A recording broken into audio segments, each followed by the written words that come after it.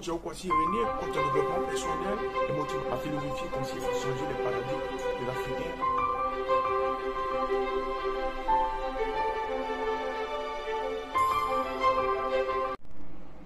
Bonjour chers abonnés, comment vous allez?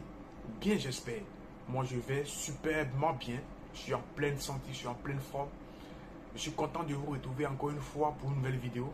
Aujourd'hui on va aborder un thème très spécial, un thème très atypique. Comment se fait les amis?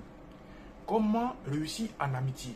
Il y a des gens qui sont vraiment des losers en amitié. Il y a des gens qui n'arrivent pas à tenir leur amitié. Il y a des gens qui n'arrivent pas à se faire des amis. Eh bien, aujourd'hui, je vais vraiment vous entretenir sur ce thème-là. Comment se faire des amis et comment garder ses amitiés sur une longue période jusqu'à devenir voire même des frères.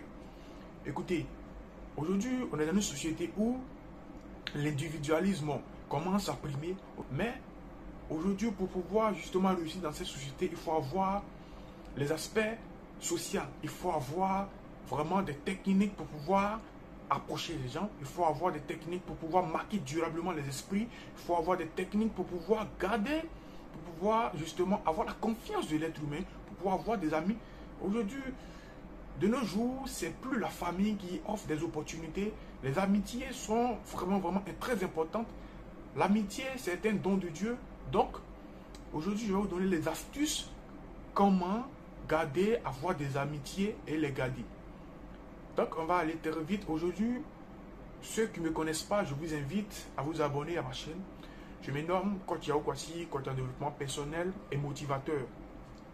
Le premier point, c'est intéressez-vous à ce qui intéresse les autres. Nous le savons, l'être humain aime parler de lui. L'être humain aime parler de ce qui l'intéresse, aime parler de sa vie. Quand tu croises une nouvelle personne, il y a des gens qui, quand ils croisent une nouvelle personne, ils sont prêts à parler de leur vie, ils sont prêts à parler de leur réussite, de tout ce qu'ils ont comme bien, mais pour marquer durablement, pour influencer positivement son prochain ou bien en amitié, il faut t'intéresser plutôt de ce qui intéresse l'autre. Il faut s'oublier soi. Il faut s'oublier. Quand tu croises un ami, quand tu croises une nouvelle personne, commence à lui demander comment cette personne va, commence à lui demander qu'est-ce que cette personne fait dans la vie, commence à lui poser des questions sur sa vie. La personne dit, tiens, voici quelqu'un qui sort de l'eau, voici quelqu'un qui est spécial. Voici quelqu'un qui ne parle pas de sa vie, qui ne me parle pas de sa vie à lui, mais qui s'intéresse à moi. Ça attire véritablement les gens. Donc, intéressez-vous à ce qui intéresse l'autre. Demande-le comment cette personne fait pour s'en sortir dans la vie. Demande-le comment cette personne fait pour pouvoir réussir, pour pouvoir avancer. Donc, quand tu t'intéresses à la vie de la personne se sent impliquée, la personne se sent vraiment désirée. Voilà, la personne se sent désirée, la personne se sent importante. Ça, c'est le premier point. Le deuxième point, souriez. Certaines personnes ne sourient jamais. Eh bien, quand tu as la mine renfrognée, quand tu as la mine sévère, tu ne souris jamais, tu ne peux pas attirer quelqu'un. On se dit que tu es sévère, on se dit que tu es renfermé sur toi, on se dit que automatiquement tu es méchant. Personne ne peut s'intéresser à toi. Donc, il faut sourire beaucoup. Parce que, en fait, ce que vous êtes parle plus fort que ce que l'on entend. Quand on regarde ton visage, tu es souriant, tu es apparemment on te fait passer pour quelqu'un qui est gentil. Mais quand tu as la mine renfrognée, mais quand ton visage est serré, eh bien personne ne peut s'intéresser à toi. Tu ne peux pas avoir un ami avec une mine sévère, avec une mine vraiment désagréable. Donc, je vous invite à sourire. Et puis quand tu souris beaucoup, non seulement ça te fait du bien, non seulement parce que en fait tu gagnes doublement. Tu gagnes en santé et puis tu gagnes en amitié. Quand tu souris, les gens, tu attires les gens sont intéressés par toi.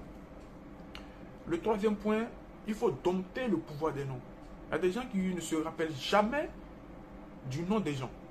Ils vont t'appeler, hey, toi là, viens ici. Hey, non, c'est une mauvaise manière de le faire. Il faut s'intéresser au nom des gens. Il faut retenir le nom des gens. Le nom d'une personne est le mot le plus agréable à entendre, est le mot le plus extraordinaire de tous les dictionnaires du monde. Et là, c'est prouvé scientifiquement. Quand tu appelles quelqu'un par son nom, la personne se sent spéciale. Quand tu appelles quelqu'un par son nom, la personne, tu retiens l'attention de cette personne. La personne est considérée, se sent considérée. Donc, retenez le nom des gens. Quand tu croises quelqu'un pour une première fois, fais tout pour retenir le nom de cette personne. Fais tout pour te souvenir de son nom. Pour qu'une prochaine fois, tu puisses l'appeler par son nom, par son propre nom. Donc, retenez le nom des gens. Le quatrième point, il faut écouter davantage. Quand tu croises quelqu'un, arrête de parler de ta vie. Voilà. Écoute cette personne. Le pouvoir de l'écoute est un pouvoir extraordinaire. L'écoute vraiment donne la capacité à inspirer le respect. Quand tu écoutes quelqu'un, tu inspires vraiment, tu inspires le respect vis-à-vis de cette personne-là. Parce que bon nombre de personnes ne le font pas. Parce qu'aujourd'hui, quand on est plus capté sur notre vie à raconter ce qu'on a fait, ce qu'on veut faire, que en écoutant l'autre, ça vous met plus en contact, ça vous met plus en fusion. Si comme vous étiez justement des aimants, si comme vous aviez quelque chose en commun. Et donc écoutez plus, écoutez davantage que de raconter vos vies. Le cinquième point, parlez à votre interlocuteur de ce qui l'intéresse réellement. Quand vous vous rencontrez, soit dans un café, soit à la maison, chez ton ami, il faut plus parler de ce qui l'intéresse. Par exemple, il faut être stratège, quoi. Par exemple, tu sais que ton ami a un projet de réalisation en cours. Et donc, tu mets le projet sur la table, vous parlez de son projet. Qu'est-ce que tu es en train de faire pour pouvoir réaliser ton projet? Moi, j'ai telle idée pour pouvoir t'aider dans la réalisation de ton projet. En le faisant, ton ami se sent spécial. En le faisant, tu attires le respect. En le faisant, tu attires l'amour, la considération. Le sixième point et le dernier point, soyez sincère, soyez réaliste, soyez vrai. Il y a trop de faux amis de nos jours. Il y a trop de faux amis qui sont prêts à nous sacrifier. Il y a trop de faux amis qui font semblant de nous aimer, pourtant ils ne nous aiment pas. Ils ne nous aiment pas en réalité. C'est une farce en quelque sorte. C'est de la sorcellerie. Parce que venez se jouer les hypocrites. Faites de l'hypocrisie avec quelqu'un. Il n'y a rien de plus pire, il n'y a rien de plus malsain, il n'y a rien de plus salissant que cela. Voilà, tu n'aimes pas la personne, mais tu fais semblant de l'aimer. Tu n'approuves pas la personne. En réalité, tu n'apprécies pas la personne, mais tu fais semblant de l'aimer. C'est désagréable. Et quand la personne se rend compte, c'est vraiment votre amitié prend un coup. Donc, soyez sincère, soyez vrai en amitié, soyez réel, soyez vous-même. C'est en cela que vous allez garder plus longtemps vos amis. C'est en cela que vous allez vraiment réussir en amitié.